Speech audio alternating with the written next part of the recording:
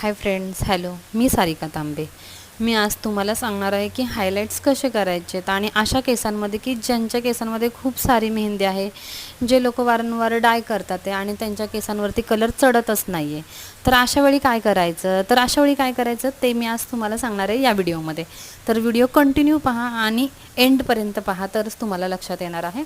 तर मी आता इथे 4 सेक्शन करून घेतलेले आहेत आणि सुरुवातीला आधी आपल्याला अशा हेअरमध्ये प्री लाईटनिंग करून घ्यायचं आहे. त्याशिवाय तुमच्या अशा केसांना कलर चढणारच नाही. तर प्री लाईटनिंग म्हणजे काय? तर प्री लाईटनिंग म्हणजे आपल्या केसांमधलं जे काही प्रोडक्ट आहे ते काढून घ्यायचं आहे, किंवा जे काही मेहंदी असेल किंवा डाय असेल तर तो निघून येतो. आणि त्याच्यासाठी आपल्याला प्री लाईटनिंग करणं गरजेचं आहे आणि करावंच लागतं. नाही तर आपल्याला आपल्या क्लायंटला हवी ती शेड येत नाही. माझ्या या क्लायंटला एकदम अशी हलकी हायलाईट शेड हवी आहे आणि त्यांना बर्गंडीमध्ये आहे.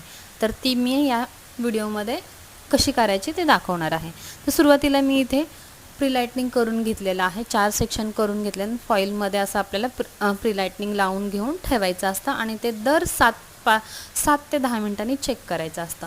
आणि ते चेक करून घ्यायचं की पूर्ण केसांना आपल्याला झालेलं आहे ना प्री लाईटनिंग, किंवा मध्ये मध्ये पॅच तर नाही आहेत, मध्ये तसंच राहिलं आहे, ते प्रोडक्ट व्यवस्थित सगळीकडे लागले ना हे पाहण्यासाठी आपल्याला हे सारखं चेक करावं लागतं. तर आता इथे मी प्री लाईटनिंग पूर्ण केसांमध्ये लावून घेतलेलं आहे. रूटपासून 1 इंच सोडून घ्यायचा. प्री लाईटनिंग रूटला कधीही लावायचं नाही.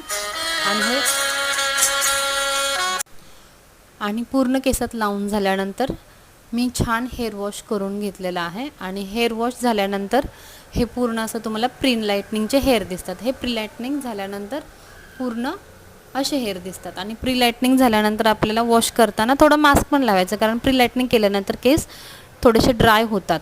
तर तुम्ही म्हणाल की मग नुसतं प्री लाईटनिंग करून असेच हायलाईट्स ठेवले तर चांगलं, की प्री लाईटनिंग करणं गरजेचं आहे की डॅमेज होतात की नाही करावं. पण प्री लाईटनिंग करून तसेच हे सोडायचे कधीच नाही, कारण त्याने डॅमेज होतात, ड्राय होतात, तुटतात. तसेच नाही सोडायचे. पुढे कलरची प्रोसेस असते ती कंटिन्यू करायचीच आहे, तरच तुमचे केस छान आणि आपल्याला वरून पिगमेंट टाकला तरच तो हेअर आपला हेल्दी राहतो.